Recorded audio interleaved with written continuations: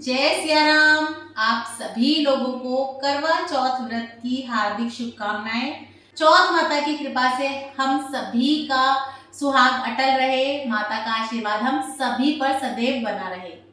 आज के इस वीडियो में हम लोग करवा चौथ व्रत की कथा कहानी सुनेंगे।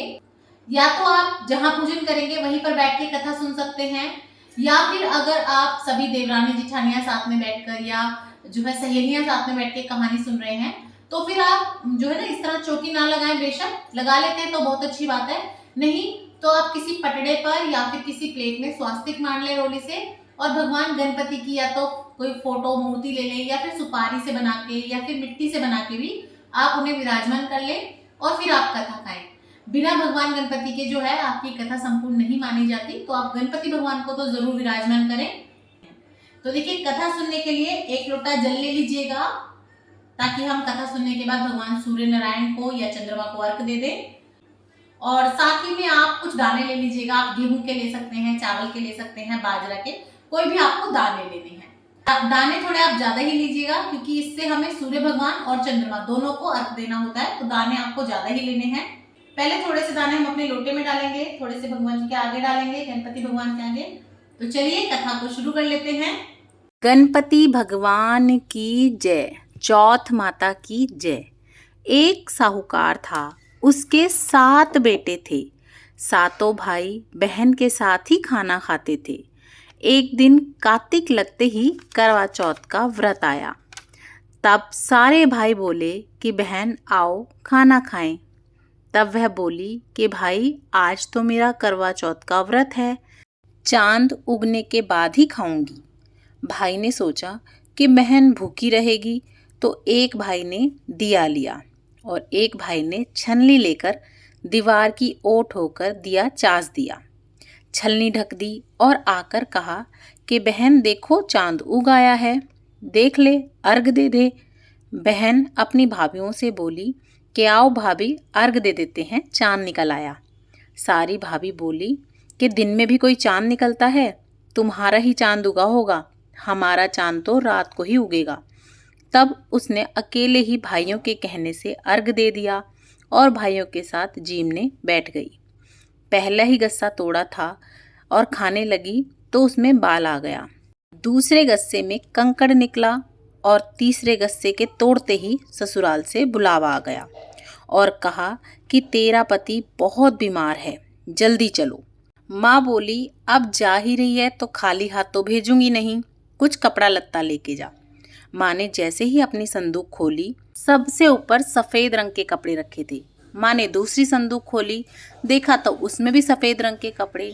इसी तरह से 3 संदूक खोली और तीनों में सफेद रंग का कपड़ा मिला।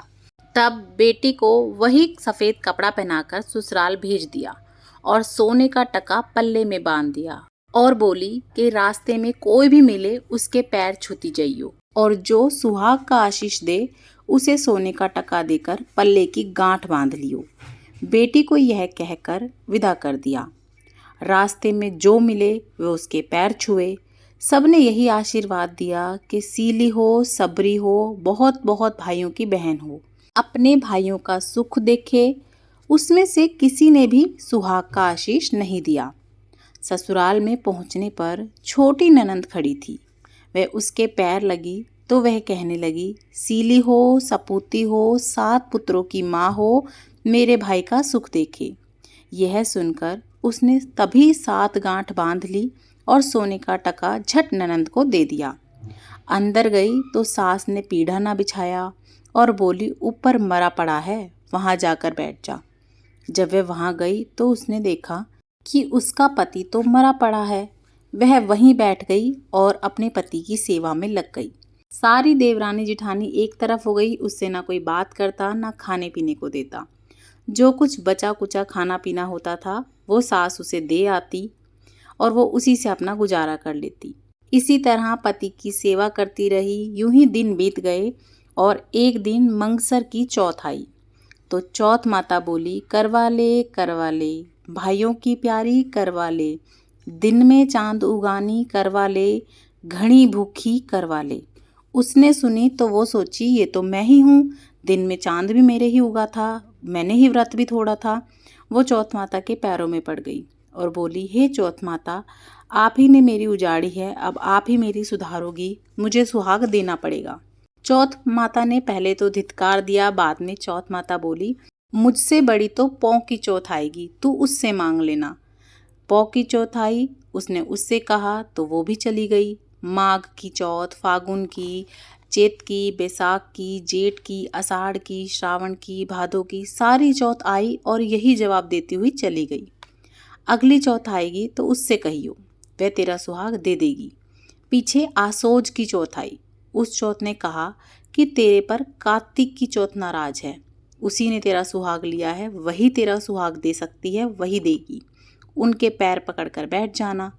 यह बोलकर वह भी चली गई। यूं ही पूरा साल बीत गया। अब कार्तिक का महीना आया।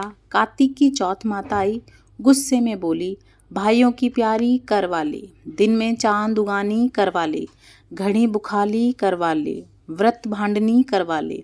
तब साहूकार की बेटी बोली, ये तो करवा चौथ माता ही है, और वो उनके पैरों में बैठ गई, रोने लगी, हाथ जोड़कर बोली, हे चौथ माता, मेरा सुहाग तेरे हाथों में है, तुम्हें देना ही पड़ेगा। चौथ माता बोली कि घोर पापनी हत्यारनी मेरे पैरों में क्यों पड़ी है। वह बोली कि हे माता, आप मुझ पर बिगड़ी हो, अब तुम ही मेरा सुहाग देना। चौथ माता से बहुत विनती करी, तब चौथ माता राजी हो गई और आँख में से काजल निकाला, नाखून में से मेहंदी निकाली और टीके में से रोली निकालकर चिटकी उंगली का छींटा दे दिया।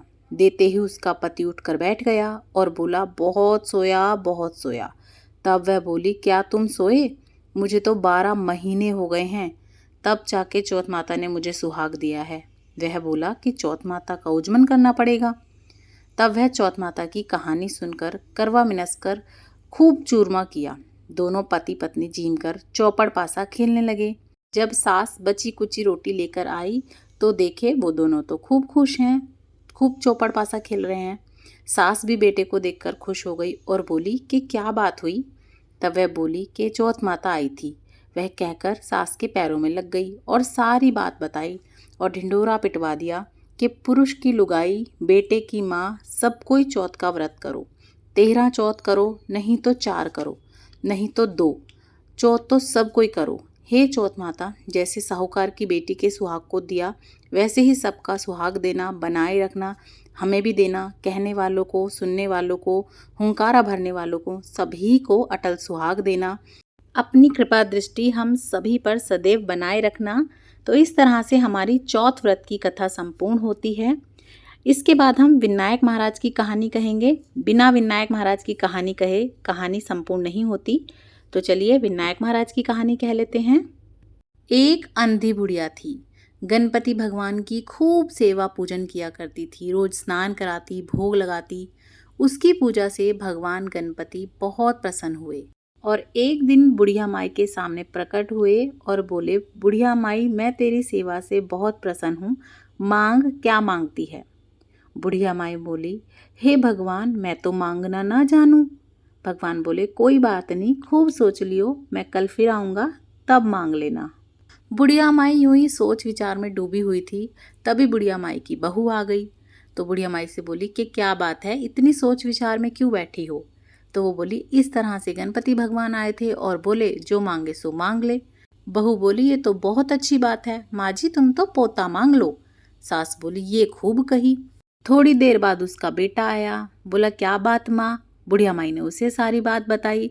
बोला, माँ खूब सारी धन दौलत मांग ले, लाखों रुपया मांग ले, सोना चांदी मांग ले।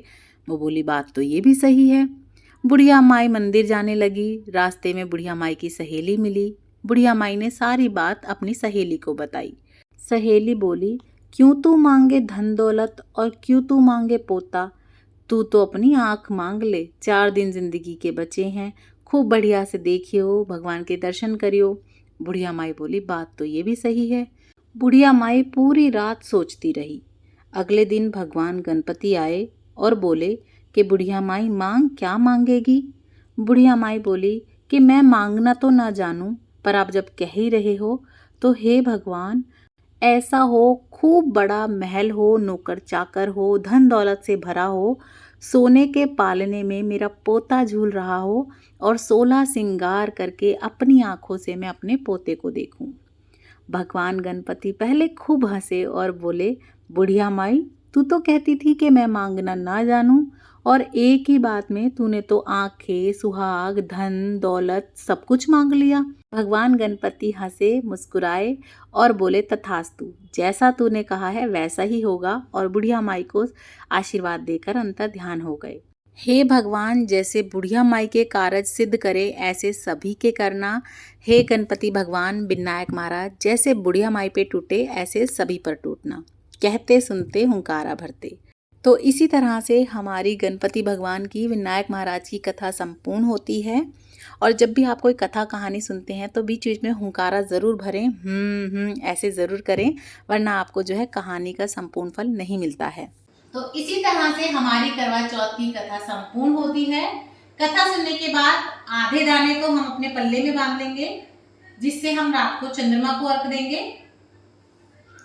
हमारे यहाँ पे तो पल्ले में ही बांधते हैं, तो अगर आप भी पल्ले में बांधते हैं तो आप पल्ले में बांध सकते हैं, नहीं तो आप किसी कटोरी वगैरह में रख सकते हैं। और बाकी के दाने हम जो है अभी सूर्य भगवान को अर्घ दे देंगे। थोड़े से दाने आप माता रानी के आगे और थोड़े से गणपति के आगे चढ़ा दीजिएगा। तो चलिए, अब ये 1 लोटा जल हम भगवान सूर्य नारायण को अर्घ दे आते हैं। तो ये वीडियो आपको कैसी लगी कमेंट करके बताइएगा। पसंद आई हो, थोड़ी भी यूज़फुल लगी हो तो ज़्यादा से ज़्यादा शेयर कीजिएगा फ्रेंड्स एंड फैमिली के साथ, और कमेंट बॉक्स में जय चौथ माता ज़रूर लिख दीजिएगा। जय चौथ माता, राधे राधे, जय सिया राम।